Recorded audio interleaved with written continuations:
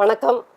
நாம் இந்த காணொளியில் கொஞ்சம் தெளிவாக டீலிமிட்டேஷன் பற்றி பார்த்துக்கிட்டு அப்படியே சட்டசபையில் என்னென்ன ஆட்டம் ஆடுறாங்க, என்னென்ன விளையாட்டு கூத்து களியாட்டம்லாம் நடக்குது அப்படிங்கிறதையும் நம்ம பார்த்துடலாம். ஏன்னா சட்டசபையாக கூத்துப்பட்டறையா அப்படிங்கிற மாதிரி அது ஆகி போச்சுது.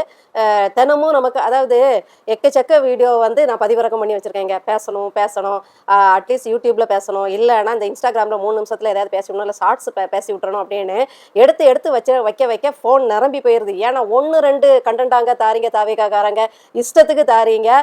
எதை பற்றி பேசினா அதை பற்றி பேசவா, இதை விடவான்னு தெரியல, எல்லாமே பக்கா கண்டென்ட்டாக இருக்குது. அதனால நமக்கு என்டர்டெயின்மெண்ட் இல்லை, உங்களை போட்டு வறுத்தெடுக்கிறதுக்கே நல்ல ஒரு வாய்ப்பாக தான் உங்களுடைய போக்குகள் இருக்குது அப்படிங்கிறது உண்மை. இப்போ டீலிமிட்டேஷன் அதாவது தொகுதி மறுவரையறை.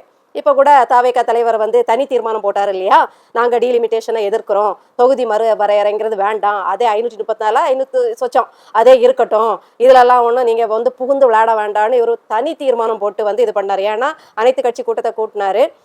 காவிரி பிரச்சனைக்காக அனைத்து கட்சி கூட்டத்தை கூட்ட சொன்னா இவர் டீலிமிட்டேஷனுக்கு முந்தி கொட்ட மாதிரி முந்திக்கிட்டு கூட்டினாரு. அதுவும் என்ன பண்ணாருன்னா, அனைத்து கட்சி தலைவர்களுக்கு அந்த அணுகுமுறை ப்ரொபோசலை கொடுக்காம எம்பிக்களுக்கு டைரக்டா கொடுத்தாங்க. எம்பிக்கள்னு பார்த்தீங்கன்னா அவங்க ஒவ்வொரு கட்சியின் சார்பாக எம்பி அங்கே இருப்பாங்க. அப்போ கட்சி தலைமைக்கு உரிய மரியாதை கொடுக்காதவங்களுக்கு நாம ஏன் இதுக்கு போகணும் அப்படின்னு அவங்களும் புறக்கணிக்க தனி தீர்மானம் போட வேண்டிய சூழலை இவங்க தனி தீர்மானமாக அதை போட்டாங்க. இப்படியாக அந்த தனி தீர்மானத்தில் டீலிமிட்டேஷன் வேண்டான்னது இன்னைக்கு அமித்ஷா என்கிற அவருடைய நண்பரை பார்த்த உடனே அந்த பூர்வ ஜென்ம பந்தம் அந்த சந்திப்பிலே இளையோடி இருக்கும்.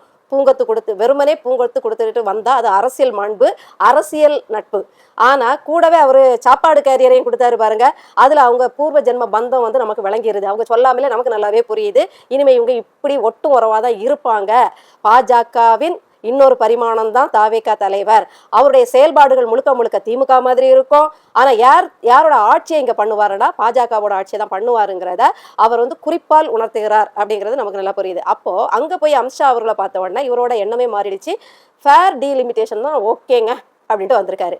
இப்போ நம்ம முன்வைக்கிற ஒரு வாதம் என்ன அப்படின்னு பார்த்தீங்கன்னா, டீலிமிட்டேஷன் தேவையா தேவையில்லையா, வரணுமா வரக்கூடாதா? எங்களை கேட்டீங்கன்னா, இப்போ நாம் தமிழர் கட்சி அண்ணன் சீமானுடைய கருத்து, அவருடைய பேச்சிலிருந்து அவர் பொதுக்கூட்டங்களில் பேசுனது, அவருடைய ஆட்சி வரைவின்படி பார்த்தீங்கன்னா வேணும் ஆனால் வேண்டாம். என்னடா இது வரும் ஆனால் வராதுங்கிற மாதிரியே இருக்கா? ஆமாம், அப்படிதான். டீலிமிட்டேஷன் கண்டிப்பாக வேணும். ஆனால் ஏன் வேண்டாம் அப்படிங்கிறத நம்ம இதில் பார்ப்போம். டீலிமிட்டேஷன் ஏன் வேணும்னா, கண்டிப்பாக இந்த சட்டமன்ற தொகுதிகளோ நாடாளுமன்ற தொகுதிகளோ வரையறுத்து இன்னும் எந்த மாற்றமும் பெறாமல் அப்படியே போயிட்டு இருக்கு. ஆனால் இப்போ மக்கள் தொகையும் பெருகிடுச்சு, வேலை வாய்ப்புகள், பணி, நிர்வாகம், துறை சார்ந்த நிர்வாகம், அது சார்ந்த பணிகள் எல்லாமே ஓவர்லோடுன்னு சொல்லுவாங்க இல்லையா. ஒரு நிர்வகிக்க ஒருவரால் மட்டுமே முடியாத அளவுக்கு, ஒரு அமைச்சரால் மட்டுமே, ஒரு எம்எல்ஏவால் மட்டுமே அதை நிர்வகிக்க முடியாத அளவுக்கு நிர்வாக சுமையும் கூடிடுச்சு, மக்களின் தேவைகள் அதிகரிச்சிடுச்சு, மக்கள் தொகையும் பெருகிடுச்சு. அப்போ டீலிமிட்டேஷன் வேணுமானா கண்டிப்பா வேணும். இப்ப பாருங்க, ஒரு சின்ன எடுத்துக்காட்டு, ஒரு பள்ளிக்கூடம் கட்டுறாங்க. முதலாவது பாத்தீங்கன்னா அது ரொம்ப புதுசா கட்டிய பள்ளிக்கூடத்துல நிறைய மாணவர்கள் சேர மாட்டாங்க. அப்ப நீங்க பாத்தீங்கன்னா 1ஆம் வகுப்புல ஒரு அறை தான் இருக்கும், 2ஆம் வகுப்புக்கு ஒரு அறை, 3ஆம் வகுப்புக்கு ஒரு அறை, இப்படிதான் இருக்கும். அடுத்தது பாத்தீங்கன்னா மாணவர்கள் சேர்க்கை அதிகரிக்க 1ஆம் வகுப்புலயே A, B அப்படின்னு பிரிவுகள் வரும், 2ஆம் வகுப்புலயே அதே மாதிரி வரும். இன்னும் அது பெருக டி செக்ஷன் வரைக்கும் போகும். நான் படித்த அரசு பள்ளியிலேயே டி செக்ஷன் வரைக்கும் இருந்திருக்கு. அந்த அளவுக்கு கூட்டமாக அரசு பள்ளியில் படித்தோம். இப்போ காலம் மாறி போச்சு, இந்த கூட்டம் எல்லாம் தனியார் பள்ளிக்கு போயிடுச்சுன்னு சொல்லலாம். அப்போ அதுக்கு தகுந்தாப்புல பிரிவுகளும் பிரிக்கப்படுது. அதுக்கு டீச்சர்கள், ஆசிரியர்கள், கற்பிக்கும் ஆசிரியர்களும் அதுக்கேற்றா போல அதிகமாக பணியமர்த்தப்படுவாங்க. இந்த இதுதான். ஆனா இப்ப நம்ம தொகுதி வரையறை பொறுத்த வரைக்கும் ஒன்றிய அரசின் தொகுதி வரையறைங்கிறது, மறு வரையறைங்கிறது எப்படி எதை அடித்தளமா கொண்டு இருக்குதுன்னா, மக்கள் தொகை பெருக்கத்தை மட்டுமே கணக்கில் கொண்டு அவங்க பிரிக்கணுங்கிறாங்க. அதை அண்ணன் சீமான் அவர்கள் எதிர்க்கிறார். நீங்க டீலிமிட்டேஷன் வேணும், ஆனா நீங்க எதை அடிப்படையா கொண்டு பிரிக்கணும்னா மக்கள் தொகை பெருக்கத்தை வச்சு கிடையாது. 6 சட்டமன்ற தொகுதிக்கு ஒரு நாடாளுமன்ற தொகுதின்னு இருக்கு இல்லையா, அதை மாத்தி 3 சட்டமன்ற தொகுதிக்கு ஒரு நாடாளுமன்ற தொகுதின்னு கொண்டு வாங்க. இதை எல்லா மாநிலத்திலையும் செயல்படுத்துங்க. அப்போ அது ஒரு சரிசமமான நாடாளுமன்ற உறுப்பினர்களை இந்தியா முழுமைக்கும் நம்மளால பெற முடியும். அதை விட்டுக்கிட்டு நீங்க மக்கள் தொகை கணக்கெடுப்பு அடிப்படையில நாடாளுமன்ற உறுப்பினர்களை நியமித்தீர்களானால் வட மாநிலத்துக்கெல்லாம் அதிக நாடாளுமன்ற உறுப்பினர்கள் வந்துருவாங்க. அதாவது பாஜகவுக்கு தலையாட்டும் மாநிலங்கள். ஏன்னா பெரும்பாலும் வட மாநிலத்துல பாஜகவோட கைதான் மேலோங்கி நிக்குது, அவர்களுடைய முதலமைச்சர்கள் தான் அதிகம். அப்போ அவர்களுக்கான நாடாளுமன்ற உறுப்பினர்கள், பாஜக நாடாளுமன்ற உறுப்பினர்கள் அதிக எண்ணிக்கையில வந்துருவாங்க. தென்னகத்தை பொறுத்த வரைக்கும், தென் இந்தியாவை பொறுத்த வரைக்கும் இந்த மக்கள் தொகை பெருக்கம் வட மாநிலத்தை விட குறைஞ்சிக்கிட்டே வரும். குறிப்பா தமிழ்நாட்டுல மிக குறைவு. அப்படி இருக்கும்போது நாடாளுமன்ற உறுப்பினர்கள் இந்த மதவெறி பாஜகவை எதிர்க்கும் வகையில் அமைந்த நாடாளுமன்ற உறுப்பினர்கள், ஏன்னா இங்க பாஜகவோட பருப்பு வேகல, ஒரு சட்டமன்ற உறுப்பினரோட தொங்கிட்டு நிக்கிறாங்க. அப்படி இருக்கும் பட்சத்துல இந்த ஏற்கனவே திமுக உள்ள முழுசா 40 எம்எல்ஏ தேர்வானவங்களே நாடாளுமன்றத்துல நமக்காக எதுவும் பேசல, எந்த ஒரு கல்லையும் இங்கிருந்து அங்க நகட்டி வைக்கல, பஜ்ஜி சொச்சி சாப்பிட்டுட்டு வந்தாங்க. அப்படி இருக்க பட்சத்துல இந்த நாடாளுமன்ற உறுப்பினர்களும் குறைவா நமக்கு மக்கள் தொகை அடிப்படையில கிடைச்சாங்கன்னா முழுக்க முழுக்க யாரோட கை ஓங்கி இருக்கோம்னா பாஜகவோட நாடாளுமன்ற உறுப்பினர்களின் கை தான் ஓங்கி இருக்கும். அப்போ இந்த பாஜக ஒரு மக்கள் நாசகார திட்டத்தை கொண்டு வருது, இல்ல மக்களுக்கு எதிரான சட்டத்தோட திருத்தங்களை கொண்டு வருது, இல்ல குறிப்பிட்ட சில சிறுபான்மையினர்னு சொல்லப்படுகின்ற இஸ்லாமிய சகோதரர்களுக்கு எதிராக, கிறிஸ்தவ மக்களுக்கு எதிராக எதையாவது ஒரு சட்ட திருத்தத்தை கொண்டு வராங்க, எதையாவது ஒரு கொடுங்கோல் தன்மையான ஒரு விஷயத்தை அவங்க அமல்படுத்த போறாங்கன்னா தென்னிந்தியாவின் நாடாளுமன்ற உறுப்பினர்களோட தயவு தேவையே இல்லாம போயிரும். எதிர்க்கக்கூடிய அளவுல கூட நம்முடைய நாடாளுமன்ற உறுப்பினர்கள் இருக்க மாட்டாங்க. அப்படி இருக்கும் பட்சத்துல அவர்களுடைய நாடாளுமன்ற உறுப்பினர்களை வச்சே அவர்கள் எல்லா திட்டங்களையும் அமல்படுத்த முடியும். மாநில சுயாட்சி ஏற்கனவே மூச்சு விட முடியாம ஊசலாடிட்டு இருக்கும் போது முற்றிலுமாக நாம ஒன்றிய அரசோட கொடுங்கோல் ஆட்சிக்குள்ள வந்துருவோம். இப்ப எதிர்க்கிற அளவுக்கு கூட அப்ப எதிர்க்க முடியாம, வாய்ஸ் அவுட் பண்ண முடியாம போகிறோம்.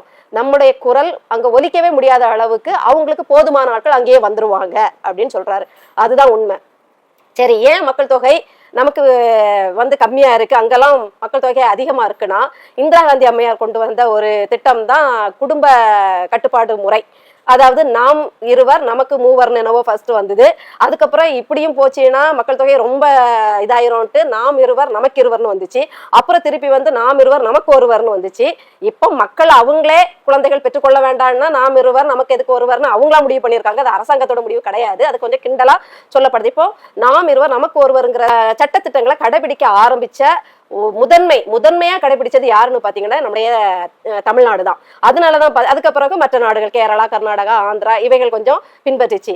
ஆனா முழுக்க முழுக்க இதை பத்தி கவலையே படாம இந்த குடும்ப கட்டுப்பாடு என்கிற வரையறைக்குள்ள வராத ஒரே மக்கள் யாருன்னு பாத்தீங்கன்னா வட மாநிலத்து மக்கள். அத்தனை மாநிலங்கள்லயும் இதை பத்தி அவங்க இந்த இதுக்கு கூட மதிக்காம அவங்க பாட்டுக்கு அவங்க கடமையை செஞ்சு அவங்க மக்கள் தொகையில பெருகி இருக்காங்க. இதை மனசுல வச்சுட்டு தான் மோடி அரசு என்ன செய்யுதுன்னா மக்கள் தொகை அடிப்படையில நாம தொகுதி மறுவரை பண்ணா நமக்கு எல்லாமே சாதகமா முடியும். நமக்கு தலையாற்ற நாடாளுமன்ற உறுப்பினர்கள் நம்ம கிட்டே கிடைச்சிருவாங்க. நாம தென்னிந்தியாவை தொங்க வேண்டிய அவசியம் இல்லை அப்படிங்கிற ஒரு நினைப்புல அவரு மக்கள் தொகை அடிப்படையில பிரிக்கணும்னு சொல்றாரு. அதை நாம் தமிழர் கட்சி எதிர்க்குது, அண்ணன் சீமான் அவர்களும் எதிர்க்கிறாங்க. அவர் சொல்ல வர்றது என்னன்னா, நீங்க தொகுதி மறுவரை சட்டமன்ற தொகுதிகளின் அடிப்படையில பிரியுங்க, 3 தொகுதிக்கு ஒரு நாடாளுமன்ற தொகுதி அப்படின்னு நீங்க மாத்தினீங்கன்னா, அதை எல்லா மாநிலத்துக்கும் மாத்தினீங்கன்னா சரிசமமா அது ரெட்டிப்பாகும். இங்க இப்ப பாத்தீங்கன்னா நமக்கு 39 நாடாளுமன்ற தொகுதி இருக்கு.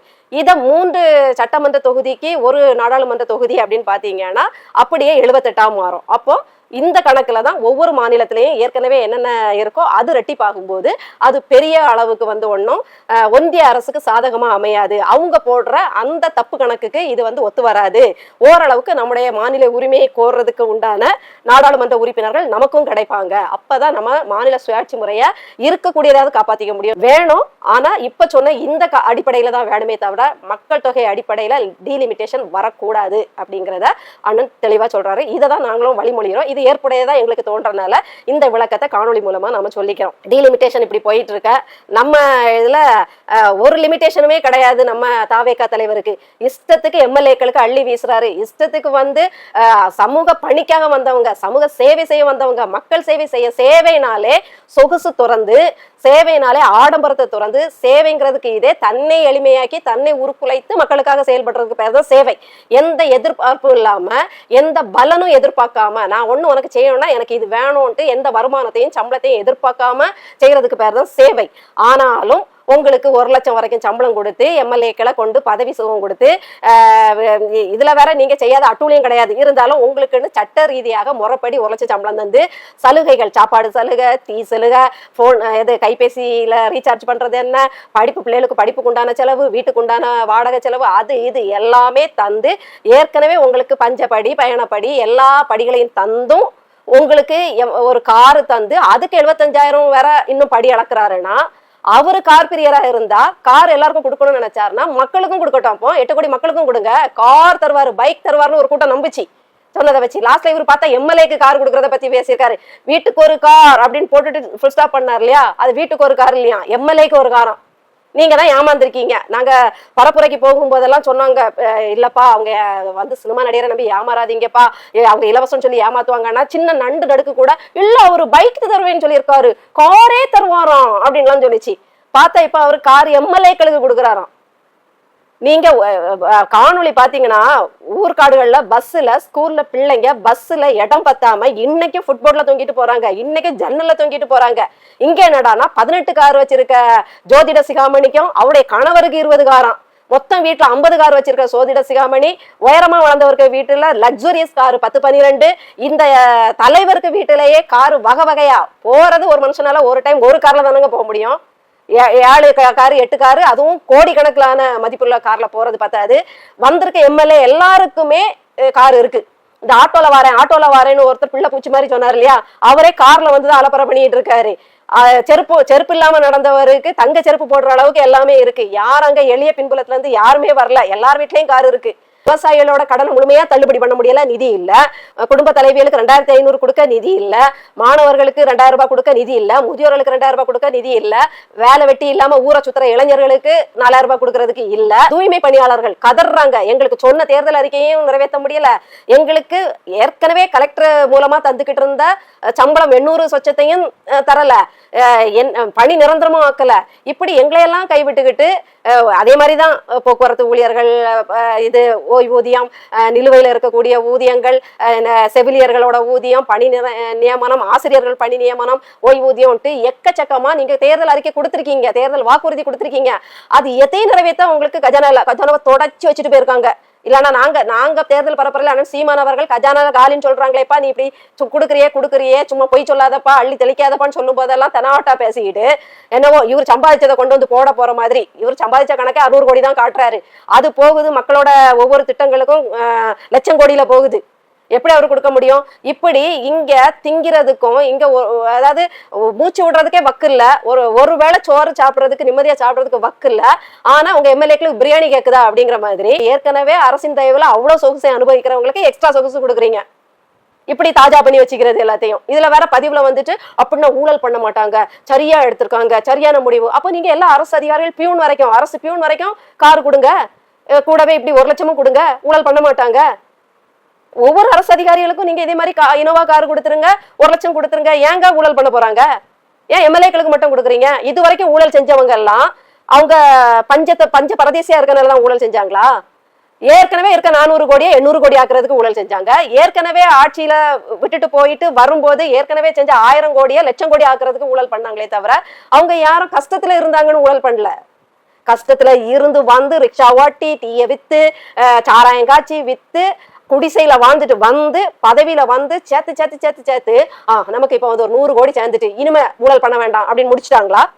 நமக்கு ஒரு 10 கோடி சேர்ந்துட்டு நம்ம தலைமுறை தப்பிச்சிரும் அப்படின்னு ஊழல் செய்யாம விட்டுட்டாங்களா? திருப்பி அதிமுக வந்த உடனே அவங்களும் லட்சக்கணக்கில் சுருட்டுறாங்க, திருப்பி மீண்டும். அடுத்து திமுக வந்தா ஏற்கனவே 1000 லட்சம் கோடி சொத்துக்கள் வச்சிருக்காங்க, திருப்பி மீண்டும் வந்து ஊழல் தான் செய்யறாங்க. போதும் நிப்பாட்டினாங்களா? எப்படி நிப்பாட்டுவாங்க? ஆடுன கையும் பாடுன வாயும் எப்படி நிக்கும்? இப்படி எண்ணி கை ரேக தேயிற வரைக்கும் எண்ணி பழக்கப்பட்ட கைகள் எப்படி அவங்களுக்கு சொரியாம இருக்க முடியும்? இது ஊழலை ஸ்டாப் பண்ணணும்னு வேற நம்பணும். இது வந்த ஆட்சியில இருந்து தாவேகா நிர்வாகிகளும், தாவேகா மாவட்ட செயலாளரும், தாவேகா எம்எல்ஏக்களும் தான் ஊழலே பண்ணிட்டு இருக்காங்க. பதவிக்கு ஊழல், பதவி பொறுப்புகளுக்கு லஞ்சம், பதவி நியமனங்களுக்கு லஞ்சம், செயின் பறிப்பு, அது இதுன்ட்டு பாலியல் வன்கொடுமையிலேயும் அவங்களோட திறமையை தான் காட்டிட்டு இருக்காங்க. இப்படி அவ்வளவு ஒரு மூதாட்டியை கொன்னே செயின் எடுத்துட்டு போனா தாவேகா நிர்வாகி. இப்படி அத்தனை அட்டூழியம் பண்றீங்க. இதுல நீங்க அள்ளி கொடுத்துட்டா இவங்க வந்து அப்படி போதும் என்ற மனமே பொன் செய்யும் விருந்துன்னு அப்படியே இருந்துட போறாங்க. மக்களுக்கு செய்யறதுக்கு ஒண்ணும் இல்ல, ஏழை பாளைகளுக்கு செய்யறத பத்தி யோசனையே இல்ல. இந்த பணக்கார எம்எல்ஏக்களுக்கு தான் செய்யணும் அப்படி உட்காந்து. அதுல திமுக எம்எல்ஏக்கள் வந்து எங்களுக்கு வேண்டான்னு சொன்ன பாருங்க வேண்டான்னு சொன்னாங்க பாருங்க, உலக அதிசயம் அது. உலக அதிசயம் இல்ல, அவங்க அப்பப்ப கொஞ்சம் தங்களை நல்லவங்களா வெளிப்படுத்திப்பாங்க. அவ்வளவு அநியாயம் பண்ணுவாங்க திமுக, அவ்வளவு அழிச்சாட்டியம். அதான் கருணாநிதி தனம்னு சொல்லுவோம் இல்லையா, அதுல ஒரு வகையான கருணாநிதி தனம் இது. எப்படின்னா அவ்வளவு கொள்ளையா அடிப்பாங்க. பெரிய மீனை பிடிச்சிட்டு சின்ன மீனை போடுவாங்க தெரியுமா, அது மாதிரிதான் பெருசா தன் குடும்பத்துக்கு அடிச்சுக்கிட்டு சின்ன திட்டங்கள் மூலமா கொஞ்சம் பேருக்கு செஞ்சு பேர் வாங்கிடுவாங்க. மற்றபடியெல்லாம் அவங்க வந்து இந்த என்ன சொல்றது, குப்பையை தோண்டி குப்பையில ஏதாவது 2 அரி கிடைக்குமா அரிசி கிடைக்குமான்னு தேடுற வர்க்கங்கள் திமுக எல்லாம். AVKவோட திறமை திமுகவோட திறமையும் சட்டசபையில போட்டுக்கிட்டு பாஞ்சிட்டு இருக்கும்போது நம்ம வன்னியரசுன்னு ஒருத்தர் இருக்கார் இல்லையா, அவரோட சம்பவத்தை நம்ம பேசியாகணும். அவர் வந்து சட்டசபையில மோடி அரசை பத்தி ஒரு பத்திரிகை வெளியிட்டுள்ள ஒரு சம்பவத்தை விவரிக்க முற்படுகிறார். அவரு திருப்பி சொல்றாரு, நான் வந்து நானா கற்பனையில சொல்லல, நானா வந்து இட்டுக்கட்டியெல்லாம் சொல்லல, பேப்பர்ல போட்டதை சொல்றேங்க, பேச விடுங்க. ஒன்றிய அரசை பத்தி இப்படி தப்பா இல்ல, அவங்க வந்து இப்படி ஒண்ணு பண்றாங்க, ஆனா அது போய் இல்ல இதுதான் மெய்யின்ட்டு சொல்ல வராங்கன்னு வாசிக்கிறதுக்கு உள்ள நம்ம நெட்டையர் ஆதவ் அர்ஜுனா எழுந்து இல்ல மோடி அவர்களை பத்தி பேசுவதை அவை குறிப்பிலிருந்து நீக்கவும். இவர் வந்து சட்டம்பி ஆயிடுறாரு, சபாநாயகருக்கு உதவியாளர் ஆயிட்டாரு. அதாவது மோடி அரசை பத்தி பேசுறதுக்கே பயப்படுறாங்க. கேரியரை விட்டுட்டு வந்தவர் ஏன் கேரியரை எடுத்துட்டு போனாருன்னு உங்களுக்கு புரியுதா? பயம், தொட நடுக்கம், ஐயோ முறைச்சிக்கிட்டோம்னா தூக்கி தீகாரில் போட்டுருவானுங்களே, கரூர் சம்பவத்துல நம்மள கொலையாளி ஆக்கிடுவாங்களே. நம்ம ஒரு வகை நம்முடைய பொறுப்பற்ற தன்மையும் நம்முடைய கெத்தும் நம்முடைய அகம்பாவம் தான் காரணம். ஆனா இவங்களை பகைச்சிக்கிட்டா கொன்னதே நம்ம தானும் அறிக்கை கொடுத்து நம்மளை தூக்கி உள்ள வச்சிருவானுங்களே அப்படின்னு பயந்து நட்பு பாராட்டுறாங்க. சட்டசபையில ஒரு பத்திரிகையில வெளிவந்த செய்தியை கூட வாசிக்க கூடாது, அவை குறிப்பிலிருந்து எடுக்க சொல்றாங்க. அவை குறிப்பிலிருந்து எடுத்தா என்ன, காணொலி ஆதாரம் தான் இருக்கு. இப்போ நாங்க தான் பாத்துட்டோமே, காணொலி ஆதாரத்தோட இப்போ அவை குறிப்புல இருந்தாதான் அடுத்த தலைமுறைக்கு தெரியுமா? காணொலி சொல்லுங்க, பேசுங்க. நீங்க எவ்வளவு நாடகம் ஆடுனீங்க, நீங்க எவ்வளவு ஒன்றிய அரசுக்கு பால் வாத்துக்கிட்டு இருக்கீங்க, ஒன்றிய அரசுங்கிற பாம்புக்கு பாலா வாத்து நீங்க எப்படி தடவி கொடுத்துட்டு இருக்கீங்க, எப்படி பயந்து நடங்குங்கிறீங்கிறது அவை குறிப்புல இல்லாட்டாலும் இப்போ மக்கள் சபை குறிப்புல வந்துடுச்சு இல்ல, காணொலி மூலமா. தப்பிக்க முடியாது ராசா உங்க பச்சோந்தி வேஷம். ஆனா இந்த வன்னி அரசுக்கு வேணும். ஒரு மாணவனுக்கு போன வருடம் திமுக அரசு வெளிநாட்டுல படிக்கிறதுக்கு மருத்துவ படிப்பு படிக்கிறதுக்கு உதவி செய்தத இப்போ இந்த வருஷம் தாவேக அரசு வந்த பிறகு அந்த உதவிகள் போகவே இல்லை. அவர் வந்து அதை அம்பலப்படுத்துறாரு, இல்ல அங்கலாய்ப்பை வெளியிடுறாரு. போன அரசு எனக்கு தந்துச்சு, இப்ப எந்த செலவும் தரல, ஏன்னா வந்து கஷ்டப்படுறேன், இது அரசின் கவனத்துக்கு கொண்டு போங்க அப்படின்னு சொல்லி போட்டா இவரு வன்னி அரசு அது அந்த குறிப்பிட்ட ஷெட்யூல் காஸ்ட் அந்த இதுல வரும் போல அதனால வன்னி அரசு அது சார்பா பேசும்போது மாணவர் அனாவசியமா செலவு பண்றாரு போல, அது அரசு இப்படி எல்லாம் கொடுத்துருக்குன்னு 25வது வருஷத்துல கொடுத்ததை வாசிக்கிறாரு. தாவேக அரசு எதுவுமே செய்யல. அதை அந்த மாணவர் திருப்பியும் காணொலி போட்டு வன்னி அரசை பீஸா கிழிச்சிட்டாரு. நீங்க எல்லாம் கஷ்டப்பட்டு ஒடுக்கப்பட்டோம் பிதுக்கப்பட்டோம் நசுக்கப்பட்டோம்னு வந்து தானே இந்த இடத்துல உட்கார்ந்துட்டு இருக்கீங்க. இப்ப கொம்பா முளைச்சிருக்கு. எங்க வலி வேதனை உங்களுக்கு புரியலையா? உங்கள ஒருத்தன் தானே நானும் இதே கஷ்டத்துலயும் இதே நஷ்டத்துலயும் இதே சமூக சூழலையும் வளர்ந்துதானே இன்னைக்கு ஒரு மருத்துவ படிப்பை எட்டி இருக்கேன். நீங்களே இப்படி பண்ணலாமா? நீங்களே இந்த கஷ்டத்தை அனுபவிச்சோன்னு சொல்ற பஞ்சப்பாட்டு பாடுற நீங்களே இதெல்லாம் பண்ணலாமா அப்படின்னு அந்த பையன் திருப்பியும் வந்து முறைப்பாடு பாடியிருக்காப்ல. அப்படி வன்னி அரசு பொய்யா பேசும்போது இந்த சபாநாயகர் அனுமதிச்சாரு, இந்த தாவேக அரசு அனுமதிச்சுது, அமைச்சர்கள் அனுமதிச்சாங்க. ஆனா உண்மையே மோடி அரசு பத்திய உண்மையை பேச வரும்போது, அதுவும் அவருக்கு மனசுல தோணுன உண்மை இல்ல, ஒரு பத்திரிகை வெளியிட்ட உண்மையை பேசும்போது அவை குறிப்புல இருந்து எடுக்கணுமா. சட்டம்பி ஆதவ அர்ஜுனா சொல்லிட்டாப்ல, நீங்க அவை குறிப்புல இருந்து உங்களுக்கு சாதகமானது பாதகமானது உங்களுக்கு தேவையானது தேவையில்லாததெல்லாம் சேர்த்துக்கோங்க, எடுங்க. ஆனா மக்கள் மன்றத்துல இதெல்லாம் பதிவாயிடுச்சு இல்லையா, உங்களுடைய டப்பா டான்ஸ் ஆட ஆரம்பிச்சிடுச்சு, தயாராகிடுங்க. அடுத்து வந்து கூப்புல போய் உட்காரதான் போறீங்க.